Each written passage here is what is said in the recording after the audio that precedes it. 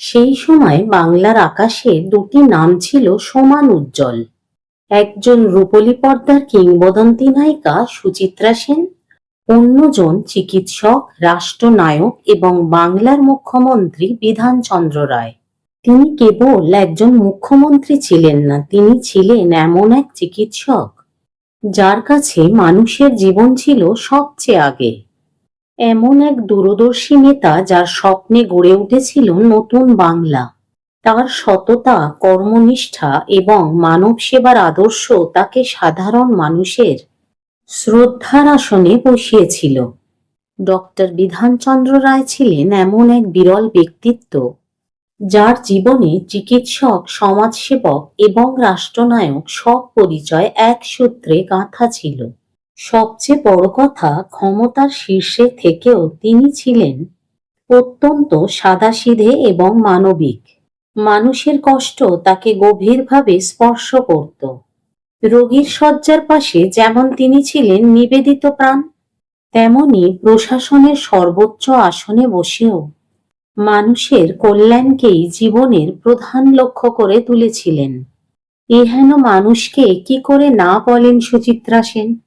সিনেমার ব্যস্ততা, অসংখ্য সামাজিক অনুষ্ঠানের ডাক, এসব তার কাছে নতুন কিছু ছিল না। কিন্তু যেদিন তিনি জানতে পারলেন আমন্ত্রণের পেছনে রয়েছেন ডক্টর বিধানচন্দ্র রায়, সেদিন সিদ্ধান্ত নিতে তার এক মুহূর্তও লাগেনি। সেই আমন্ত্রণ ছিল না কেবল একটি অনুষ্ঠানের ডাক, সেটি ছিল এক মহামানবের আহ্বান। উপেক্ষা করার সাধ্য ছিল না বাংলার মহানায়িকা সুচিত্রা সেনেরও। তিনি মহানায়িকা, তার এক ঝলক পাওয়ার জন্য হন্যে হয়ে বসে থাকতেন তার অনুরাগীরা। সুচিত্রা সেন মনে করতেন তাকে দর্শকরা দেখুক শুধুমাত্র সিনেমার পর্দায়। আর এই কারণেই কোনো অনুষ্ঠান, কোনো উদ্বোধন কিংবা দুর্গাপুজোর মণ্ডপে ফিতে কাটতে দেখা যায়নি মহানায়িকাকে। সুচিত্রা সেন মনে করতেন প্রকৃত স্টারদের জনপ্রিয়তা ধরে রাখতে এসবের প্রয়োজন পড়ে না। কিন্তু সেই মানুষই নিজের বানানো এই নিয়ম ভেঙেছিলেন। তৎকালীন বাংলার মুখ্যমন্ত্রী ডক্টর বিধানচন্দ্র রায়ের কথায়, মহানায়িকা এমন এক কাজ করেছিলেন যা কিনা আগে কোনো দিনও করেননি। কি ছিল সেই নিয়ম ভাঙা কাজ? সময়টা ৫-এর দশকের শেষ এবং ৬-এর দশকের শুরু। তৎকালীন মুখ্যমন্ত্রী তথা ডক্টর বিধানচন্দ্র রায় কলকাতায় টিবি রোগের চিকিৎসার জন্য একটি ক্লিনিক খুললেন। বিধান রায়ের সহযোগীরা তাকে বললেন, এই ক্লিনিকের উদ্বোধনের জন্য সুচিত্রা সেনকে ডাকলে কেমন হয়? সেই কথা মতো ফোন করা হলো তৎকালীন জনপ্রিয় ইভেন্ট ম্যানেজার বারিন ধরকে, যিনি পরে সুচিত্রা সেনের বোন রুনাকে বিয়ে করেছিলেন। সেই বারিন তো প্রথমেই জানিয়ে দিয়েছিলেন সুচিত্রা এরকম উদ্বোধনী অনুষ্ঠানে যান না। যেহেতু মুখ্যমন্ত্রী বলেছেন, সেহেতু সুচিত্রাকে রাজি করাতে ছুটলেন ম্যানেজার বারিন। বিধান রায়ের ক্লিনিকের কথা শুনে সুচিত্রা একটিবারও আর ভাবেননি, বরং বারিনকে তিনি জানিয়ে দিলেন ঠিক সময় ঠিক জায়গায় তিনি চলে যাবেন। আর পারিশ্রমিকের কথা উঠতেই সুচিত্রা বলেছিলেন, সে বিষয়টা অনুষ্ঠানের পরেই না হয় দেখা যাবে।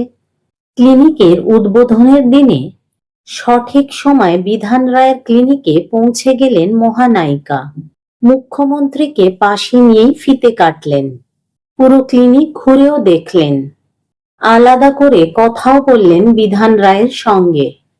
সেদিন সাম্মানিক হিসেবে ১,০০১ টাকাই নিয়েছিলেন মহানায়িকা, আর সেই টাকাই দান করে এসেছিলেন ক্লিনিকের উন্নয়নের জন্য। সেদিন ইন্ডাস্ট্রির দাপুটে মহানায়িকার নয়া রূপ দেখে আপ্লুত হয়েছিলেন অগণিত ভক্ত। এতটাই বিধানচন্দ্র রায়কে শ্রদ্ধা করতেন মহানায়িকা, যার ফলেই তিনি এরম বিরল ঘটনা ঘটিয়েছিলেন। এই ঘটনায় খুব ভালোভাবে বোঝা যায় ডক্টর বিধানচন্দ্র রায় শুধুমাত্র একজন মুখ্যমন্ত্রী বা একজন বিখ্যাত চিকিৎসক নন, তিনি ছিলেন বাংলার মানুষের ভরসার প্রতীক, সেবা ও মানবতার এক উজ্জ্বল আলোকস্তম্ভ। তার নাম উচ্চারিত হলে আজও শ্রদ্ধায় মাথা নত হয়ে আসে। সকলের মঙ্গল কামনা করে আজকে এখানেই শেষ করলাম। ভালো লাগলে লাইক করো, সাবস্ক্রাইব না করে থাকলে মুহূর্ত চ্যানেলটিকে অবশ্যই সাবস্ক্রাইব করো আর অনেক অনেক শেয়ার করো।